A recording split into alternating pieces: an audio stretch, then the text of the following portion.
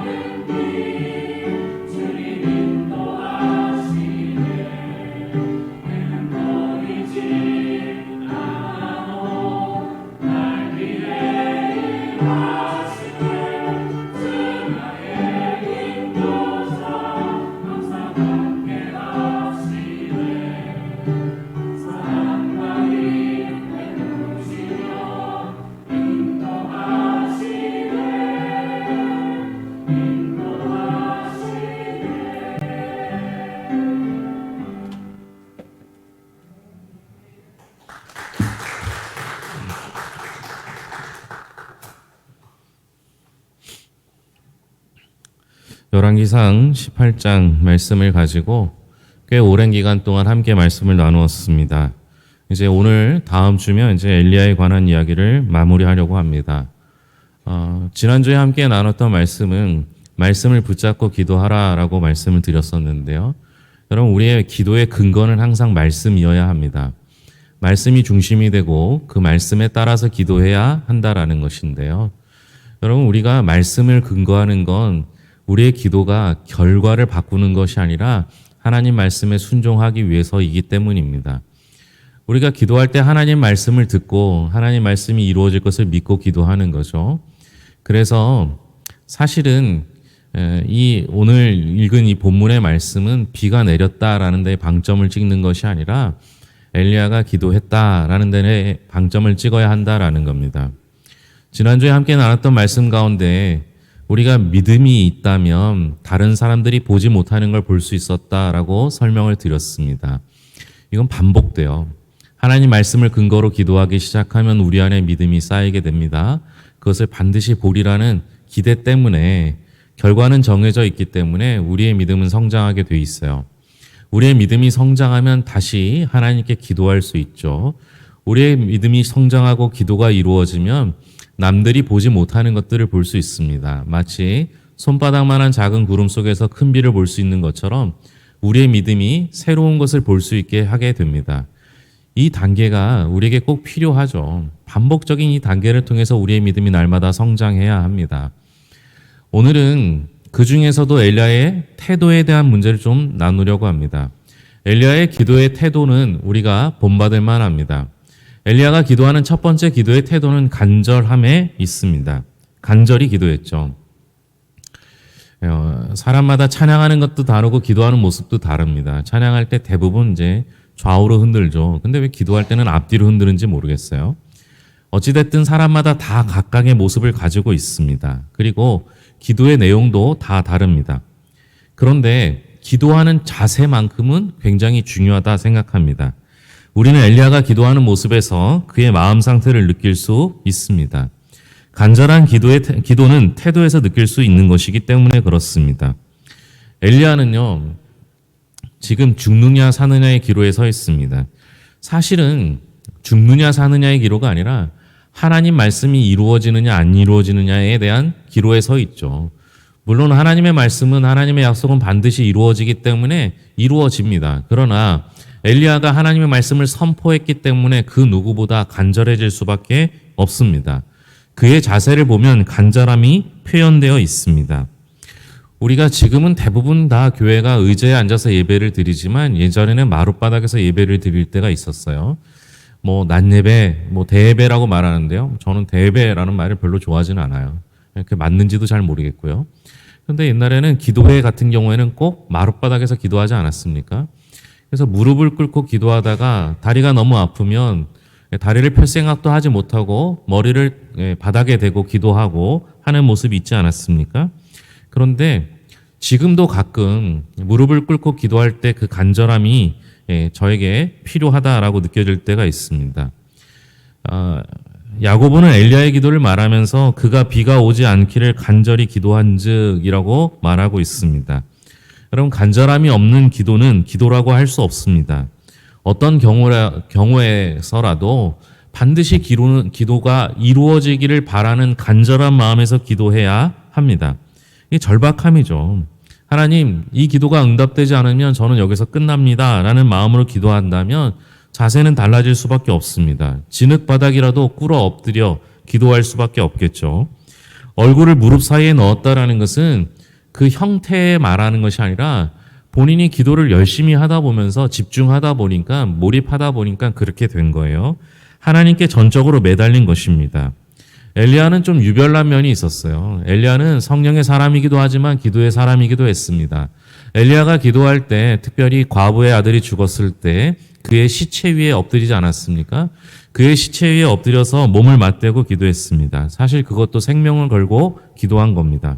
죽은 아이 위에 엎드렸다라는 것은 하나님께 기도하면서 자신의 의지를 드러낸 거예요. 하나님, 제 생명을 거두어 가시더라도 이 아이만큼은 살려주세요 라는 마음으로 기도한 겁니다. 이게 절박함이죠. 우리의 신앙생활에서요, 여러분, 간절한 마음이 사라지고 있지 않습니까? 우리 믿음의 선배들은 정말 간절하게 신앙생활을 했던 것 같아요. 그런데 저만 해도 그 간절함이 사라지는 것 같습니다. 우리의 기도에 간절함이 없습니다. 간절함이 없다라는 것은 승부를 걸지 않는 겁니다. 배가 부른 거죠. 하나님이 기도에 응답하지 않으셔도 살만하다라는 겁니다. 대책을 세울 수 있다라는 겁니다. 어떤 신자는 미사여구를 사용해서 멋있게 기도하려고 합니다. 기도에 간절함이나 애절함이 없습니다. 죽느냐 사느냐의 기로에서 드리는 기도는 목에서 나오지 않습니다. 영혼 깊은 곳에서 우러나옵니다. 그때는 창자가 끊어지는 듯한 기도가 나옵니다. 근데 요즘은요, 기도하면서 하나님께 도움을 요청하지 않고 오히려 하나님 제가 뭐 도와드릴 일 없을까요? 라고 묻는 기도를 하지 않습니까? 환난과 시련은 우리를 기도하게 합니다. 오늘도 일부 예배 때 갑자기 쓰러져서 다리가 부러져서 수술하고 거의 3주 만에 예배를 드리러 나왔는데요. 얼마나 간절하게 예배 드리는지 몰라요. 여러분, 예배 한 번 드리는 것이 우리에게 소중해야 합니다. 그래야지 간절할 수 있는 거거든요. 너무 당연한 게 아니라 이렇게 예배할 수 있도록 은혜 주신 거, 그것이 너무나 소중해서 예배 드리는 순간순간 얼마나 간절한지 그것을 배울 수 있어야 합니다. 그러니까 여러분, 환난과 어려움은 우리에게 기도에 좋은 스승이 됩니다. 어려우면 기도하죠. 저도 확실히 좀 편해졌나 봅니다.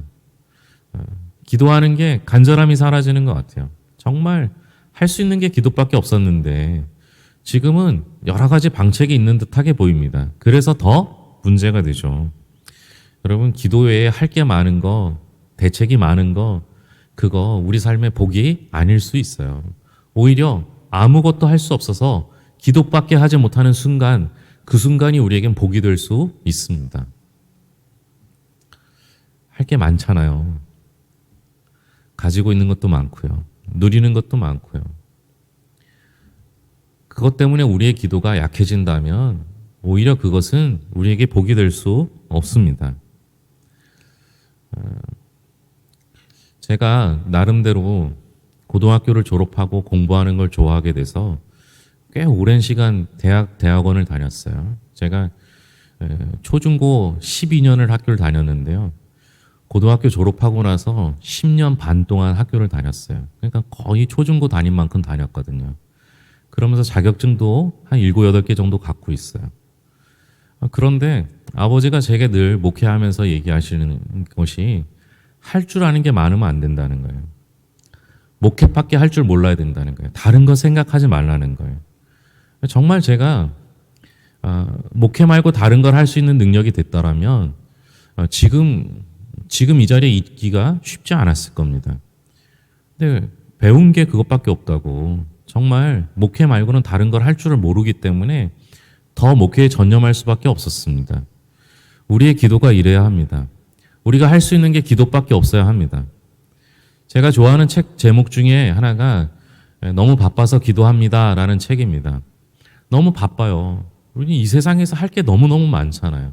그런데 너무 바쁘기 때문에 이것저것 다 하는 게 아니라 아무것도 안 해도 딱 하나 해야 될 게 있다면, 너무 바빠서 하나만 고르라면 그건 기도라는 거죠.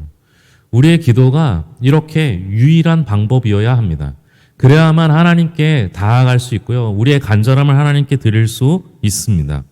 간절함이 빠진 기도는 기도가 아닐 수 있어요. 간절함이 빠진 기도는요, 배부름의 기도입니다. 배부름의 기도는 교만함을 나타냅니다. 교만함을 나타내는 기도는 기도가 아닌 것이죠.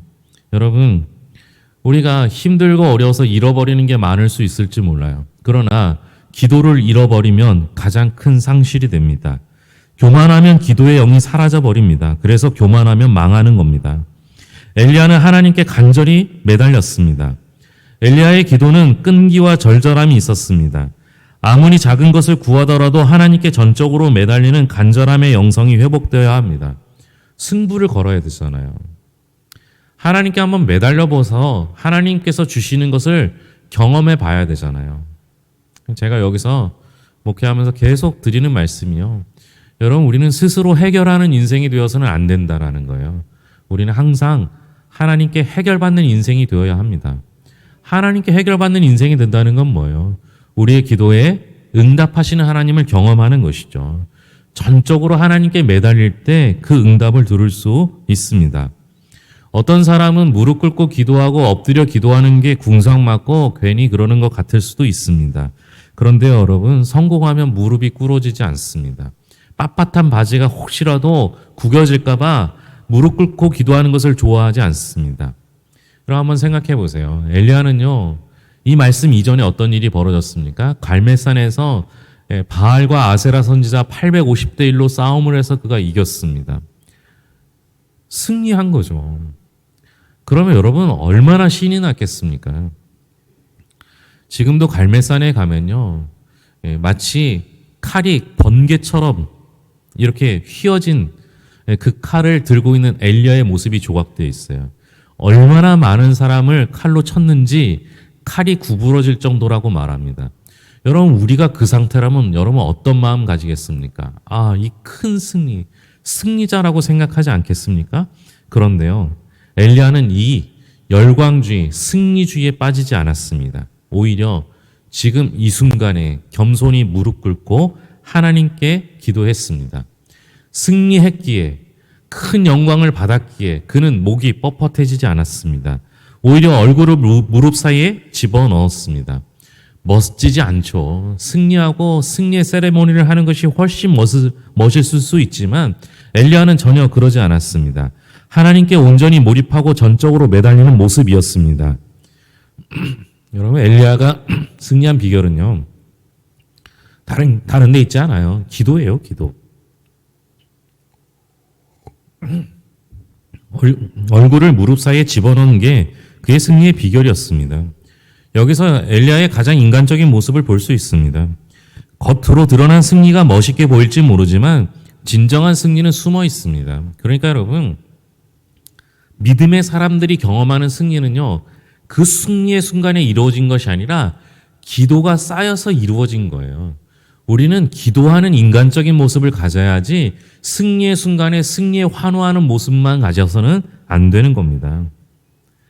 여러분, 하나님께 매달리는 거 부끄러워요? 그렇지 않아요. 하나님께 매달려야죠.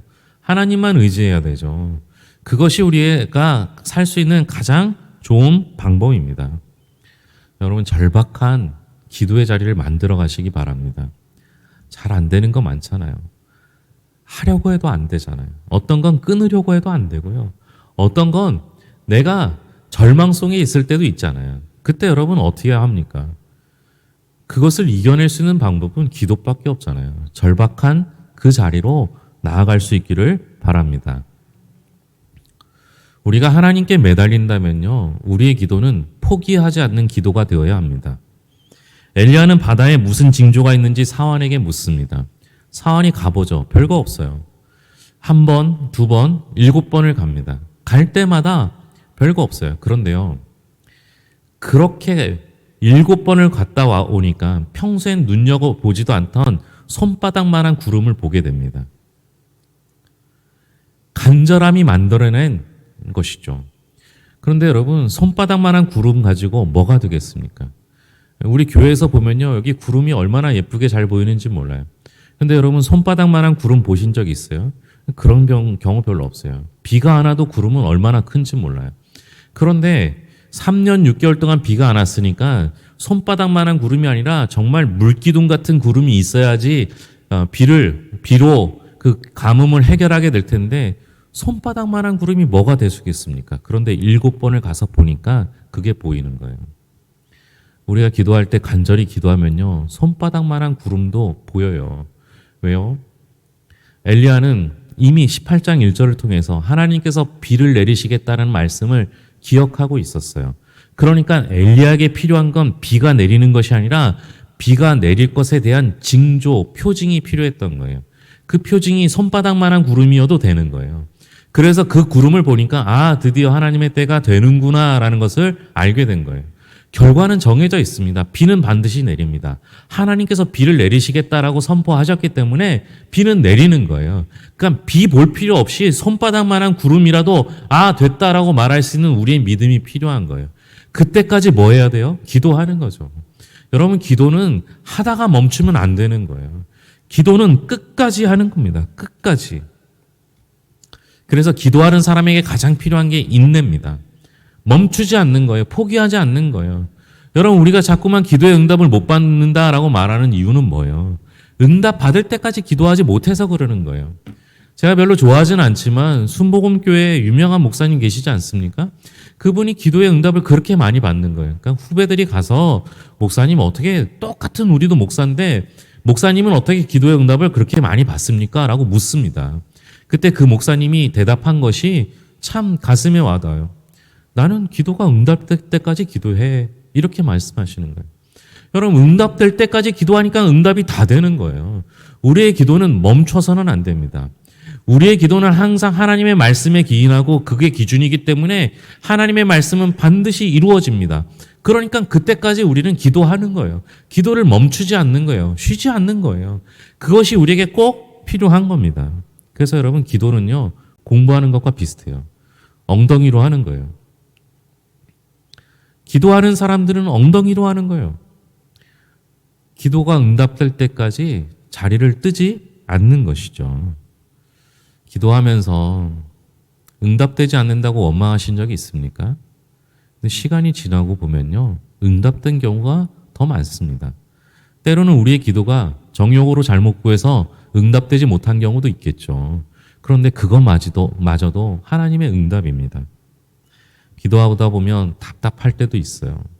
저도 답답한 적이 많거든요.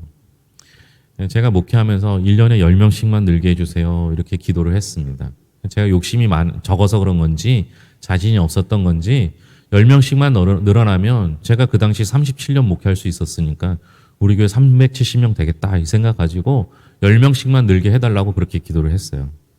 그런데 돌아보면 진짜 매해 10명씩 늘었어요. 은혜죠. 그런데 재밌는 건 1월부터 10월까지는 잘 안 늡니다. 11월, 12월에 10명이 채워져요. 우리 하나님 고약한 면이 있다고 제가 그렇게 얘기해요. 그런데 여러분, 그래도 포기하지 않고 기도하니까요. 10월까지는 안 주셔도 11월, 12월에 채워주십니다. 그게 하나님의 방법이거든요. 기도가 쌓이면, 기도가 채워지면 하나님의 응답은 반드시 이루어집니다. 그것이 하나님의 뜻에 합한 기도라면 반드시 이루어지는 거예요. 그때까지 포기하지 않아야 합니다. 기도가 더 중요한 이유는 뭔지 아십니까? 기도는 하나님과 우리와의 관계입니다. 여러분, 기도가 끊어지면 하나님과의 관계가 끊어지는 거예요. 우리는 하나님으로만 살 수 있는데요. 기도가 끊어지면 하나님과의 관계가 끊어지는 거예요. 다시 말하면 뭐예요? 기도가 끊어지면 하나님과의 관계가 끊어진다는 건 내 자신 존재 자체가 의미 없어지는 거예요. 기도하지 않는 사람은 존재 자체가 의미가 없어집니다. 그래서 여러분, 우리는 기도하면서 하나님과의 관계를 유지해야 합니다. 말씀 붙잡고 기도하시기 바랍니다. 그러면 하나님이 남들 못 보는 걸 보여주실 것입니다. 기도할 때 간절히 기도하셔야 합니다. 정말 하나님이 아니면 이 문제 해결해 주시지 못한다라는 믿음 가지고 기도하시고 매달리셔야 합니다. 그리고 하나님이 포기하기 전까지는 우리도 포기하지 않고 하나님께 기도하는 영혼들이 될 수 있기를 바랍니다. 기도하겠습니다. 하나님 아버지, 감사합니다. 우리의 기도가 하나님께 상달되길 소망합니다. 우리의 기도가 포기하지 않는 기도가 되길 원합니다. 주여 돌보시고 인도하여 주셔서 기도를 통하여 주를 바라보게 하시고 기도를 통하여 주의 뜻을 이루게 하여 주시옵소서. 무엇보다 우리의 기도에 간절함이 있기를 소망합니다. 하나님 아니면 우리의 문제를 해결할 수 없습니다. 하나님이 아니시면 제가 올바로 서 있을 수조차 없습니다. 하나님만이 우리의 힘과 능력이 되시오니 우리를 도와 주시옵소서. 하나님 아버지, 간절하게 기도하는 사람은 포기하지 않습니다.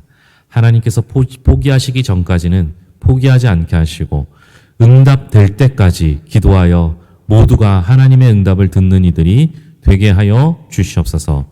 기도로 세워지는 교회 되게 하시고 기도로 세워지는 가정 되게 하여 주시옵소서. 힘들고 어려운 순간마다 기도하여 하나님을 만나고 경험하게 하시고 하나님의 도우심을 구할 수 있도록 인도하여 주시옵소서.